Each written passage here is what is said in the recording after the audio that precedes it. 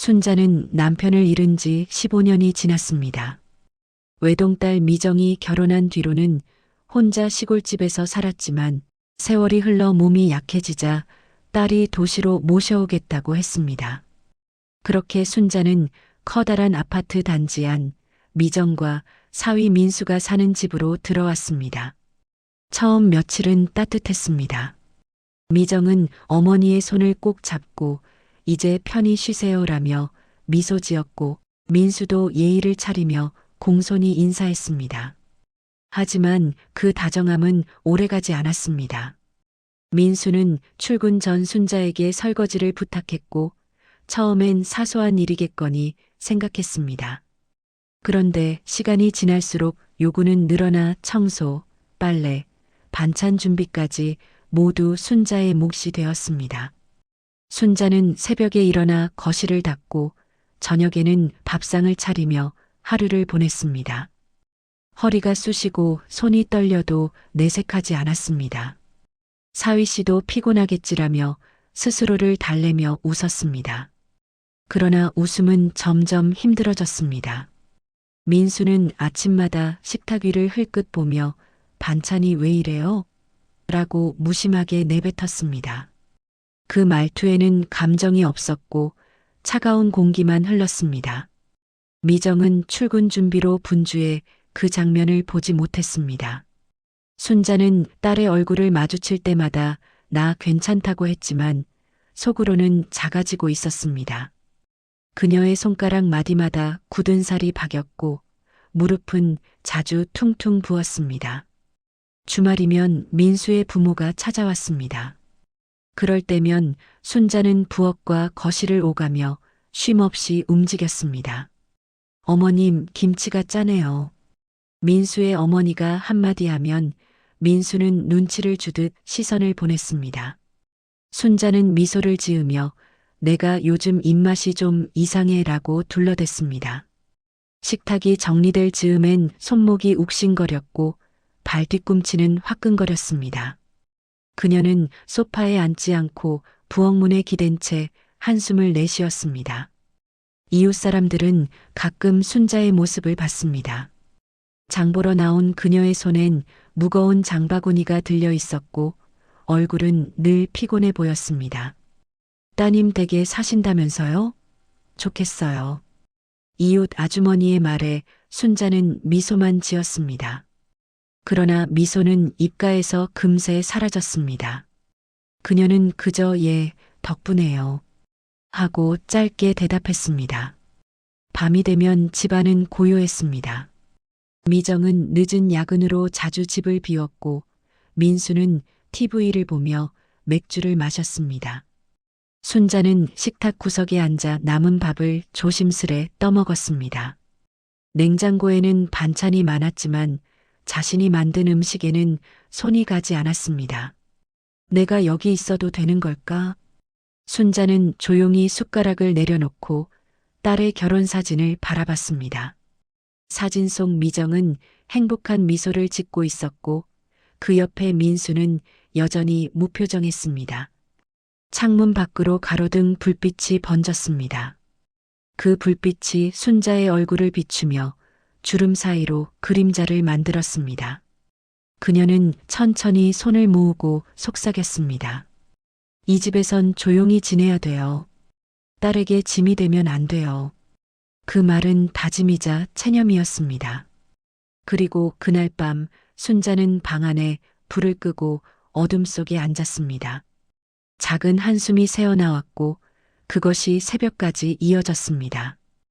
아침 햇살이 창문 틈새로 스며들었습니다. 순자는 여느 때처럼 새벽부터 일어나 부엌 불을 켰습니다. 주전자가 끓는 동안 그녀는 어제 남은 반찬을 꺼내 식탁 위에 올렸습니다. 그러나 민수는 식탁에 앉자마자 얼굴을 찌푸렸습니다. 이게 반찬이에요? 입맛 떨어지게 민수의 낮은 목소리가 거실에 흘렀습니다.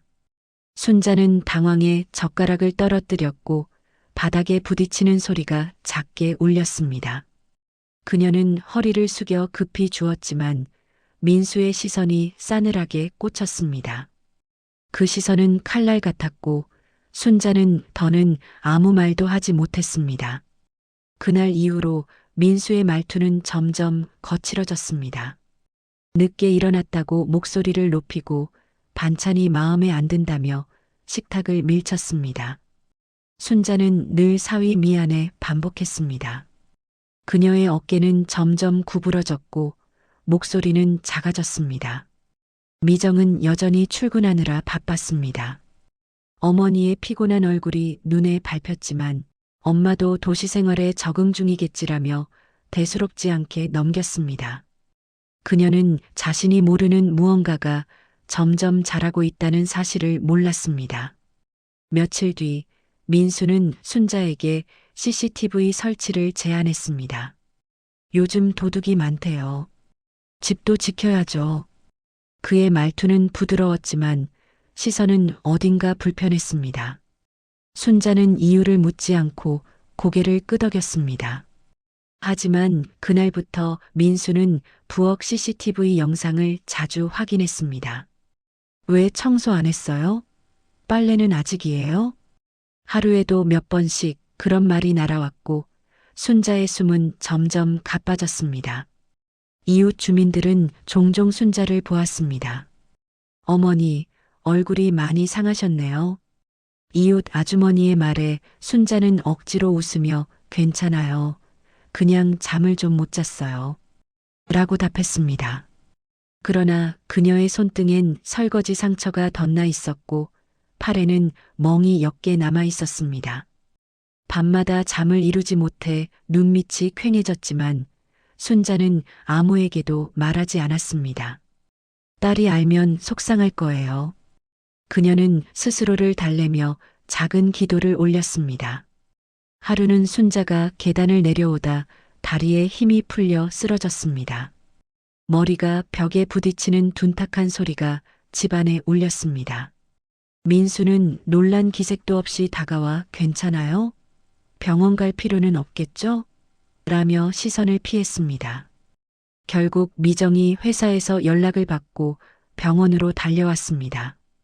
의사는 단순 낙상은 아니에요. 영양 상태가 너무 나쁩니다. 라고 말했습니다. 그 말에 미정은 눈을 크게 떴습니다. 엄마, 밥 잘 드셨어요? 순자는 미소를 지으며 요즘 입맛이 없어서 그래라고 대답했습니다. 그러나 미정은 병원비 내역서를 보고 멈춰 섰습니다. 보험 처리 항목에 직장상해 대신 일상적 영양실조라는 문구가 보였습니다. 그녀는 그 순간 어머니가 무언가를 숨기고 있다는 걸 직감했습니다. 집으로 돌아가는 길 미정의 손은 핸들 위에서 떨렸습니다. 신랑이 엄마한테 뭘 한 거지? 그녀의 머릿속에는 불길한 상상이 떠올랐습니다. 순자의 고개 숙인 모습, 마른 손, 피곤한 눈빛이 파편처럼 이어졌습니다. 며칠 후 미정은 퇴근 후 어머니에게 전화를 걸었습니다. 엄마, 요즘 괜찮아요? 순자의 목소리는 떨렸지만 억지로 밝았습니다. 괜찮아, 다 잘 지내.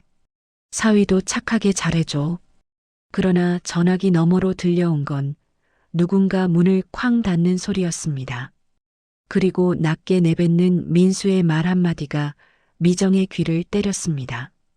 늦게까지 전화하지 말랬죠. 그 짧은 순간 미정의 등줄기에 차가운 한기가 흘렀습니다. 그날 밤 미정은 침대에 누워도 잠이 오지 않았습니다. 눈을 감을 때마다 병원 복도에서 본 엄마의 허약한 모습이 떠올랐습니다. 내가 뭘 놓치고 있는 거지. 그녀는 곧 결심했습니다. 다음 주 예고 없이 집을 찾아가 보기로요. 무언가 분명히 잘못되어 있다는 직감이 가슴속에서 타오르고 있었습니다. 미정은 이른 아침 평소보다 일찍 눈을 떴습니다. 밤새 마음이 편치 않아 몇 번이나 뒤척였고 결국 동이 트기도 전에 일어나 커피를 내렸습니다. 커피잔을 들고 창가에 서자 안개가 낀 도시의 풍경이 흐릿하게 보였습니다. 그녀는 곧 결심했습니다. 오늘은 회사에 반차를 내고 어머니 집에 가보기로요. 도시 외곽의 고층 아파트 단지에 도착하자 로비 관리인이 인사를 건넸습니다. 따님 오셨어요? 요즘 어머님이 자주 나가시진 않던데요. 그 말에 미정의 이마가 살짝 찌푸려졌습니다. 엘리베이터 문이 열리자 차가운 공기가 스며들 듯 어색한 냄새가 코끝을 스쳤습니다. 문을 열고 들어간 거실은 생각보다 정리돼 있었지만 어딘가 이상했습니다. 순자는 부엌 앞에서 놀란 얼굴로 서 있었습니다. 미정아, 웬일이니? 그녀는 황급히 앞치마를 벗으며 미소를 지었지만 표정에는 당황이 묻어 있었습니다. 미정은 어머니의 마른 손과 팔의 붉은 자국을 눈치채고는 말없이 바라봤습니다. 엄마, 이게 뭐예요? 이거 뜨거운 냄비 들다가 살짝 데었어. 순자의 목소리는 가늘었고 시선은 바닥으로 떨어졌습니다. 거실 한켠에 놓인 쓰레기 봉투 안에는 값싼 반찬거리 영수증이 가득했습니다. 냉장고 문을 열자 오래된 반찬 몇 가지가 전부였습니다. 심지어 밥솥 안엔 한 줌도 안 되는 밥이 굳어 있었습니다.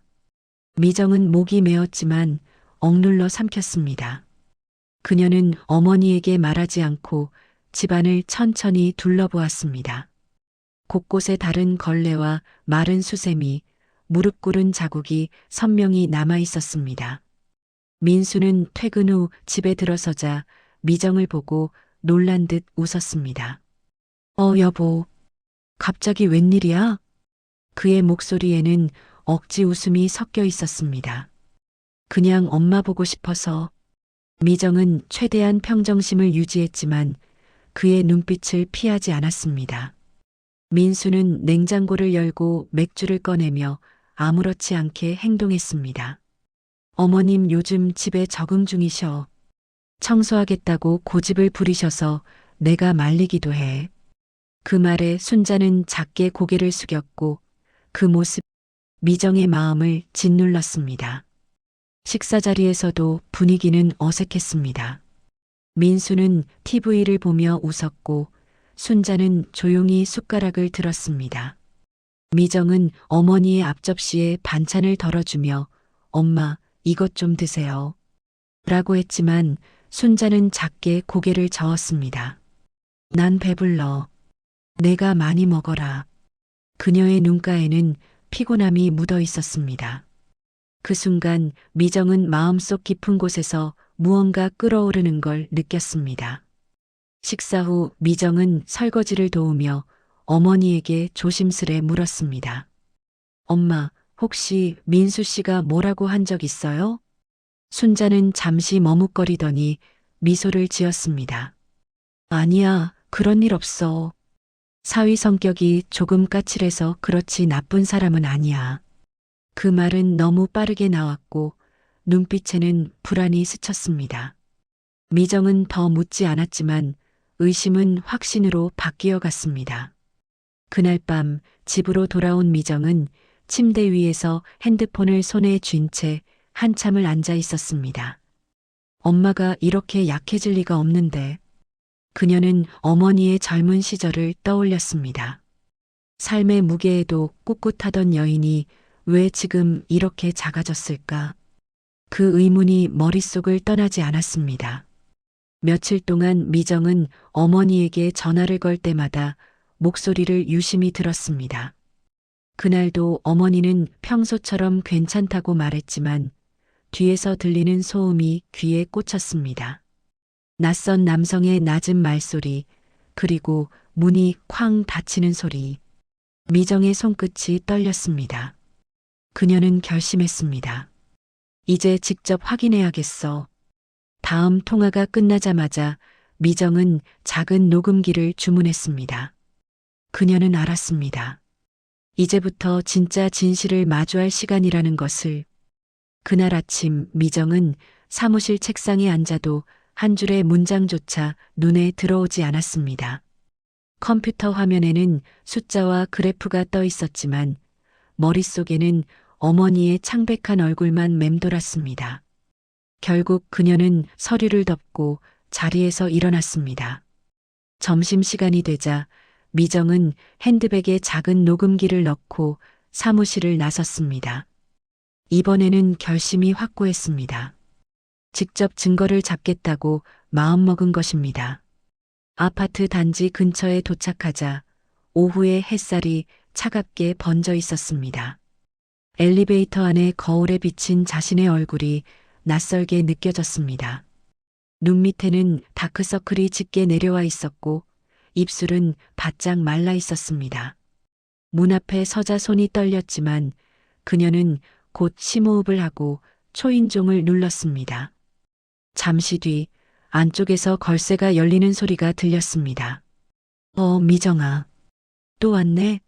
순자는 놀란 듯 했지만 반가움보다는 당황이 앞섰습니다. 엄마, 그냥 일찍 퇴근해서 들렀어요. 미정은 미소를 지으며 들어섰고 부엌 근처 선반 위에 조심스레 녹음기를 내려놓았습니다. 민수는 아직 퇴근 전이었고 집안은 적막했습니다. 순자는 커피를 내리며 딸의 얼굴을 슬쩍 살폈습니다. 너무 자주 오면 민수 씨가 뭐라 하지 않겠니? 그 말은 걱정처럼 들렸지만 그 속에는 미묘한 두려움이 섞여 있었습니다. 잠시 뒤 현관 비밀번호 소리가 들렸습니다. 민수가 퇴근에 들어오자 공기가 확 달라졌습니다. 그의 얼굴은 피곤해 보였지만 눈빛은 여전히 날카로웠습니다. 오늘은 무슨 일로 또 왔어? 겉으로는 웃는 척했지만 미정은 그 억눌린 목소리에 긴장을 느꼈습니다. 순자는 급히 내가 초대했어. 그냥 같이 밥 먹으려고. 라고 말했습니다. 민수는 잠시 미정을 노려보더니 아무 말 없이 방으로 들어갔습니다. 시간이 흘러 저녁이 되자 거실의 공기가 무겁게 가라앉았습니다. 민수는 술을 마시며 TV 볼륨을 높였고 순자는 부엌에서 계속 움직였습니다. 손이 떨려 젓가락을 떨어뜨리자 민수의 목소리가 번개처럼 터졌습니다. 도대체 언제까지 이 모양이에요? 살림을 못하면 그냥 쉬세요. 순자는 겁에 질린 얼굴로 아무 말도 하지 못했습니다. 그 순간 미정의 가슴은 무너졌습니다. 그녀는 숨을 죽인 채 녹음이 제대로 되고 있는지 확인했습니다. 술에 취한 민수는 계속해서 짜증을 냈습니다. 내가 회사에서 얼마나 힘든데 집에 오면 이런 꼴을 봐야 해요? 순자는 고개를 숙이고 식탁을 닦았지만 그의 발소리가 다가올 때마다 어깨가 움츠러들었습니다. 결국 미정은 견디지 못하고 자리에서 일어났습니다. 오빠, 그만해. 그 말에 민수는 순간 멈칫했지만 곧 냉소를 지었습니다. 당신 어머니도 문제 많아. 그의 말은 비수처럼 날카로웠습니다. 순자는 울먹이며 그만 좀 해라고 했지만 목소리는 작았습니다. 미정은 더는 참을 수 없었습니다. 그녀는 핸드백을 들고 거실을 빠져나갔습니다. 문이 닫히자마자 눈물이 터져 나왔습니다. 엘리베이터 안에서 그녀는 숨을 고르며 녹음기를 확인했습니다. 빨간 불이 꺼지지 않은 것을 보고 손이 떨렸습니다. 이걸로 충분해 그녀는 낮게 중얼거렸습니다. 다음 날 아침 미정은 변호사 친구를 찾아갔습니다. 카페 구석자리에서 그녀는 녹음 파일을 재생했습니다. 이건 명백한 정서적 학대예요. 변호사는 단호히 말했습니다. 법적으로 처벌 가능합니다. 어머니가 원하신다면 보호 조치도 받을 수 있어요. 미정은 고개를 끄덕이며 그럼 절차를 알려주세요. 라고 말했습니다. 그녀의 얼굴엔 두려움보다 결심이 자리하고 있었습니다. 며칠 뒤 미정은 가족 모임을 제안했습니다. 명분은 단순했습니다. 오랜만에 다 같이 식사하자. 민수는 흔쾌히 동의했고 순자도 조심스럽게 고개를 끄덕였습니다. 그날 저녁 거실에는 조용한 식탁이 차려졌습니다. 처음엔 웃음소리도 오갔지만 미정은 식탁 아래 손을 꼭 쥐고 있었습니다. 그리고 잠시 후 그녀는 핸드백에서 녹음기를 꺼내 조용히 재생 버튼을 눌렀습니다. 스피커에서 민수의 목소리가 흘러나왔습니다. 언제까지 이 모양이에요? 살림도 못하면서 밥은 왜 먹어요? 공기중이 얼어붙었습니다. 순자는 숨을 삼켰고 민수의 표정이 일그러졌습니다. 그는 급히 손을 뻗어 녹음기를 끄려 했지만 미정이 막았습니다. 이게 현실이야. 짧고 단단한 그 한마디에 방 안의 시간은 멈춘 듯 했습니다. 순자의 손이 떨렸습니다. 그녀는 입술을 깨물며 눈을 감았습니다. 그동안 눌러왔던 고통이 파도처럼 밀려왔습니다. 눈물이 한 줄 흘러내렸고 미정은 그 손을 살며시 잡았습니다. 녹음기의 불빛은 여전히 깜빡이고 있었습니다. 그리고 그 깜빡임 속에서 세 사람의 운명이 서서히 갈라지기 시작했습니다. 순자의 집 거실은 평소보다 더 조용했습니다. 테이블 위에는 식지 않은 국과 반찬이 놓여 있었지만 아무도 젓가락을 들지 않았습니다.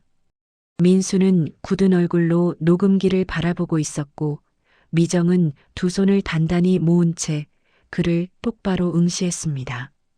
녹음기에서 흘러나오는 민수의 목소리는 냉정했고 때로는 잔인했습니다. 도대체 언제까지 이 모양이에요? 당신은 밥값도 못해요. 순자는 눈을 감은 채 그동안의 날들이 한꺼번에 떠오르는 듯 몸을 떨었습니다. 민수는 녹음기가 멈추자마자 책상을 내리쳤습니다. 조작이에요. 이거 누가 꾸민 거야? 목소리는 크게 울렸지만 그 속엔 분노보다 두려움이 섞여 있었습니다. 미정은 가방에서 서류 봉투를 꺼냈습니다. 이건 병원 진단서예요. 엄마가 쓰러졌을 때 영양실조 진단 받으셨죠.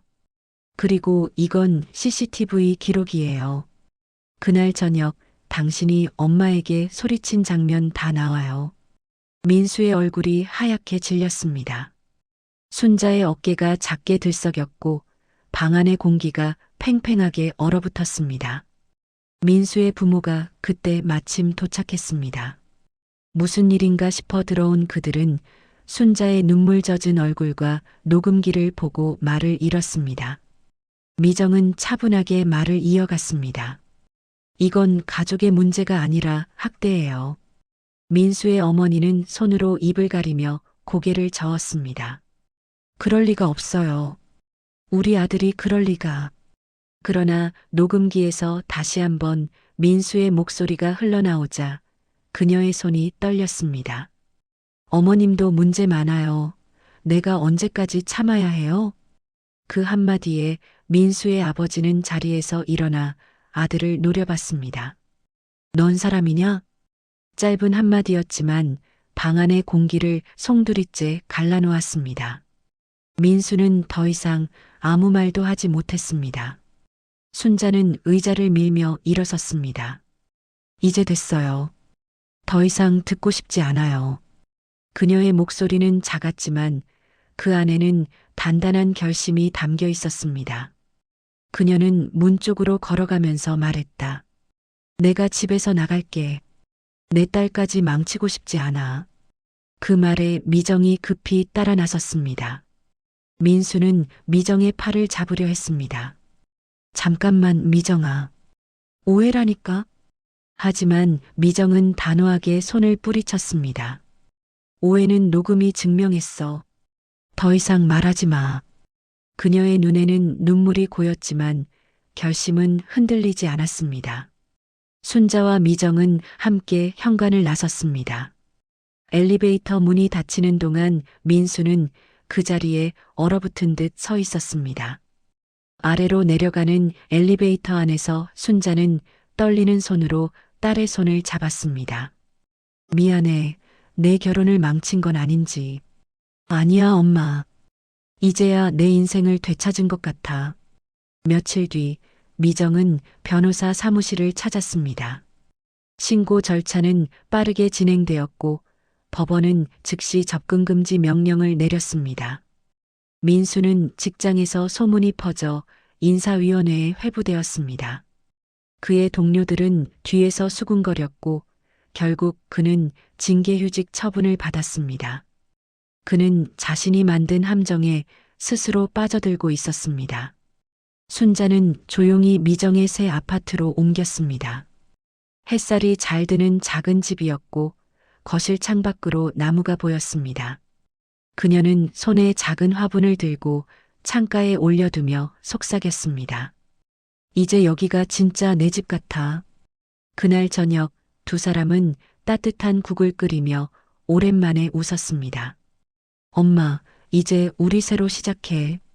미정의 말에 순자는 고개를 끄덕였습니다.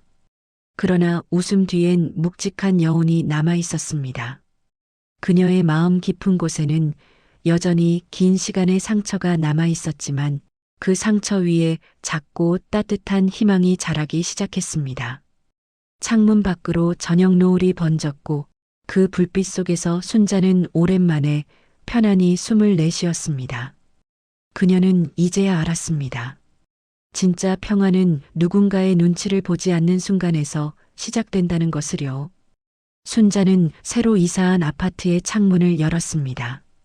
맑은 공기가 방 안으로 스며들었고 햇살이 하얗게 커튼을 비추었습니다.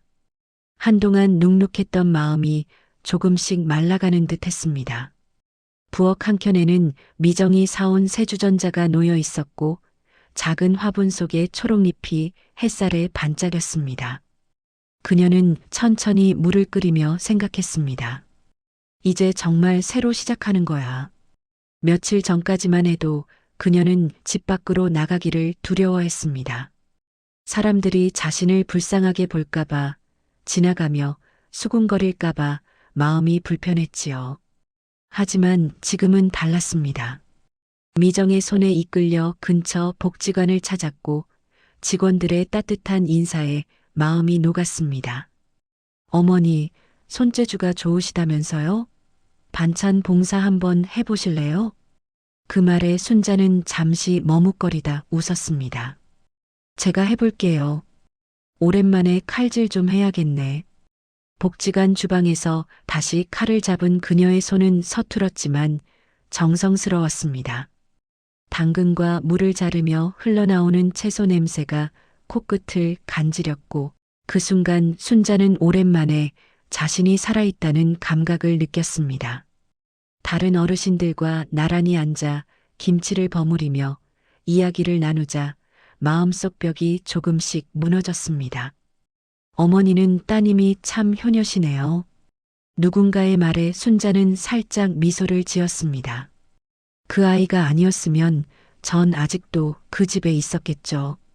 짧은 대답이었지만 그 안에는 지난 세월의 무게가 담겨 있었습니다. 집으로 돌아오니 순자가 저녁 준비를 하고 있었습니다. 미정은 앞치마를 두르고 식탁에 반찬을 올렸습니다. 오늘은 엄마가 만든 김치찌개. 맛 좀 봐. 엄마가 직접? 오, 이건 큰일인데. 미정은 장난스럽게 웃으며 숟가락을 들었습니다. 한 입을 먹자 얼굴에 미소가 번졌습니다. 맛있어. 엄마 솜씨는 여전해. 순자는 그 말을 듣고 웃었습니다. 이제야 밥이 제 맛이네. 저녁 후 두 사람은 함께 거실에 앉았습니다. TV에서는 평범한 드라마가 흘러나왔지만 그보다 더 따뜻한 건 서로의 존재였습니다. 순자는 미정의 어깨에 손을 얹으며 조용히 말했습니다. 너무 애썼어. 나 때문에 힘들었지? 미정은 고개를 저었습니다. 엄마 때문에가 아니라 엄마 덕분이야. 내가 더 단단해졌어. 순자는 눈시울이 붉어졌지만 애써 미소를 지었습니다. 그녀는 속으로 다짐했습니다. 이제는 더 이상 누구의 눈치도 보지 않겠다고요. 며칠 뒤 법원에서 연락이 왔습니다. 민수의 접근금지 명령이 확정되었다는 통보였습니다. 순자는 문서 봉투를 받아들었지만 오래 바라보지 않았습니다. 그녀는 그저 조용히 서류를 접어 서랍 안에 넣었습니다. 이제 끝났어. 더는 그 사람 얘기하지 말자. 그녀의 목소리는 담담했습니다. 미정은 그 모습이 대견하면서도 왠지 울컥했습니다. 어느 날 오후 순자는 복지관 근처 공원 벤치에 앉았습니다. 아이들이 뛰노는 소리를 들으며 미소를 지었습니다. 봄 햇살 아래에서 사람들의 웃음이 들려왔고 그 소리는 그녀의 마음을 따뜻하게 덮었습니다. 그녀는 작은 수첩을 꺼내 글을 적었습니다. 늦게라도 내 인생을 되찾았어요. 이제는 감사하며 살겠습니다. 순자는 펜을 덮고 하늘을 올려다봤습니다. 푸른 하늘이 눈부시게 맑았습니다. 그녀의 마음속에도 오랜만에 같은 색의 평화가 스며들고 있었습니다. 민수는 좁은 원룸 안에 앉아 있었습니다. 커튼은 닫혀 있었고 공기는 눅눅했습니다. 테이블 위엔 미처 치우지 못한 빈 술병들이 늘어서 있었고 그 사이로 흩어진 서류 몇 장이 바람에 흔들렸습니다. 그의 머리는 엉망이었고 수염은 며칠째 깎지 않은 채였습니다. 휴대폰 화면에는 부재중 통화 몇 개와 미정의 이름이 떠 있었지만 걸 용기가 나지 않았습니다. 손끝으로 화면을 눌렀다가 다시 놓기를 여러 번, 결국 그는 깊은 한숨을 내쉬었습니다. 다 끝났어. 낮게 중얼거린 목소리가 방 안에 메아리 쳤습니다. 민수는 하루 종일 아무 일도 하지 않았습니다. 회사에서는 이미 징계위원회가 열렸고 출근 정지 통보를 받은 지 일주일이 지났습니다. 아버지는 연락을 끊었고 어머니는 눈물을 흘리며 그를 설득했지만 그는 대답하지 않았습니다. 나는 그저 가족을 지키려 했던 건데 그의 변명은 공허했습니다. 그가 지키려 했던 가족은 이미 무너졌고 자신만 남았습니다. 방 한구석엔 순자가 두고 간 작은 수건이 놓여 있었습니다. 그는 그것을 집어들고 한참을 바라보다 다시 조용히 내려놓았습니다. 한편 순자는 법원에서 위자료 판결문을 받았습니다. 도장을 찍은 판결문 위에는 청구 인용이라는 단어가 적혀 있었습니다. 그녀는 종이를 천천히 접어 서랍 안에 넣었습니다. 그리고 작은 메모지를 꺼내 몇 글자를 적었습니다. 용서는 어렵지만 연민은 남아 있습니다. 그녀는 그 편지를 봉투에 넣어 민수의 어머니에게 보냈습니다. 며칠 뒤 민수의 어머니는 편지를 받아들고 한참을 울었습니다. 이런 귀한 분들과 인연을 끝내야 한다니.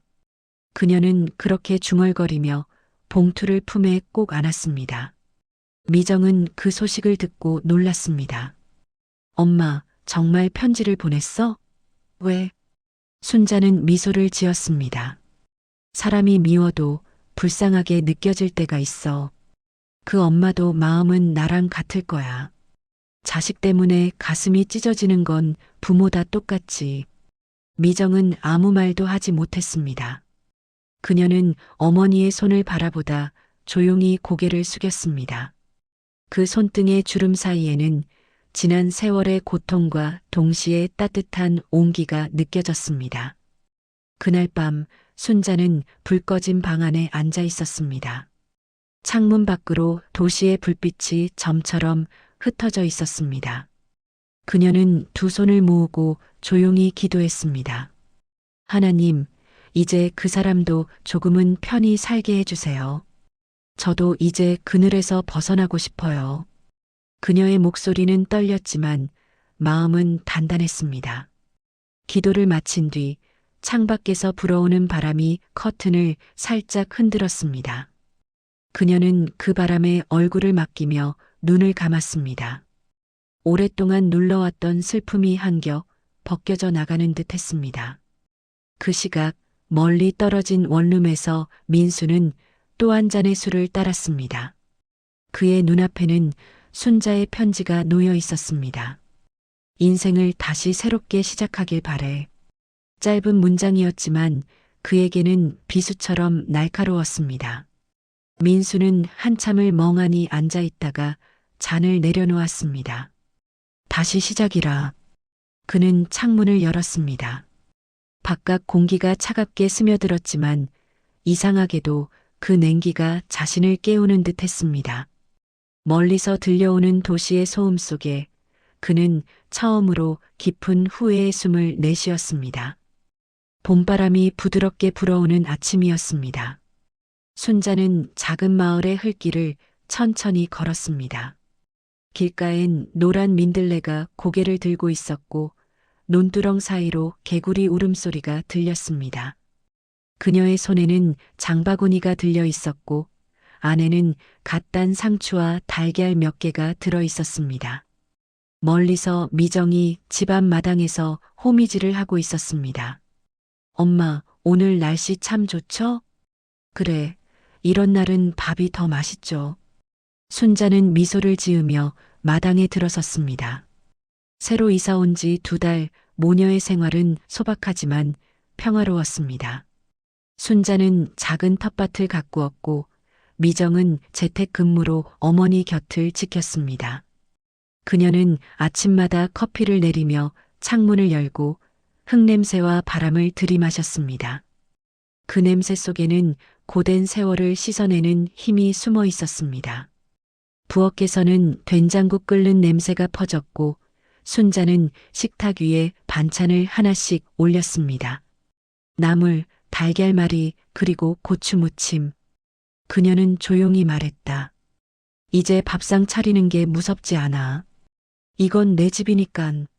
식탁에 마주 앉은 미정은 엄마의 손을 바라봤습니다. 예전보다 굳은 살이 줄었고 피부에도 생기가 돌았습니다. 그녀는 밥 한 숟가락을 뜨며 웃었습니다. 엄마, 여기가 진짜 우리 집이네. 순자는 고개를 끄덕였습니다. 그래. 늦었지만 이제라도 편해. 그녀의 눈가엔 햇살이 부드럽게 스며들었습니다. 식사 중에 마을 아이들이 창밖을 지나갔습니다. 할머니, 냄새 좋아요. 아이들의 목소리에 순자는 소리내 웃었습니다. 그 웃음은 오래된 슬픔을 감싸 안는 듯 따뜻했습니다. 그녀는 냄비를 덮으며 속삭였습니다. 이제 진짜 끝났네. 다 지나갔어. 미정은 그런 어머니를 바라보며 조용히 미소 지었습니다. 식사를 마친 뒤 2사람은 마당으로 나왔습니다. 순자는 고추 모종을 옮겨 심었고 미정은 옆에서 흙을 다졌습니다. 엄마, 이제 여유도 좀 즐겨. 일만 하지 말고. 그래야지. 그 흙을 만지면 마음이 참 편해. 순자의 목소리는 바람처럼 잔잔했습니다. 멀리서 교회 종소리가 울렸고 새소리가 이어졌습니다. 그 평화로운 리듬이 마을을 감쌌습니다. 그날 오후 순자는 집안에서 편지 한 통을 꺼냈습니다. 민수의 어머니에게서 온 답장이었습니다. 편지 잘 받았습니다.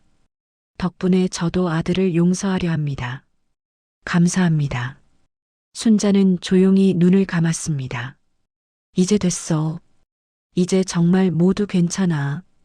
그녀는 편지를 서랍에 넣고 천천히 일어섰습니다. 창문을 열자 따뜻한 바람이 커튼을 밀고 들어왔습니다. 해질 무렵 순자와 미정은 마당 평상에 앉았습니다. 하늘은 분홍빛으로 물들었고 들판에서는 개 짖는 소리가 멀리서 들렸습니다. 순자는 하늘을 바라보며 조용히 말했습니다. 미정아, 인생이란 게 참 길고도 짧아. 그래도 끝에는 좋은 날이 오네. 그럼 엄마가 버텨줬으니깐. 2사람은 서로의 손을 꼭 잡았습니다. 저 멀리서 불어오는 봄바람이 머리카락을 스쳤습니다. 그리고 식탁 위에는 다시 따뜻한 밥과 반찬이 올려졌습니다. 그 평범한 밥상이 그들이의 인생의 시작이었습니다. 오늘 사연 어떠셨나요? 구독, 좋아요는 큰 힘이 됩니다.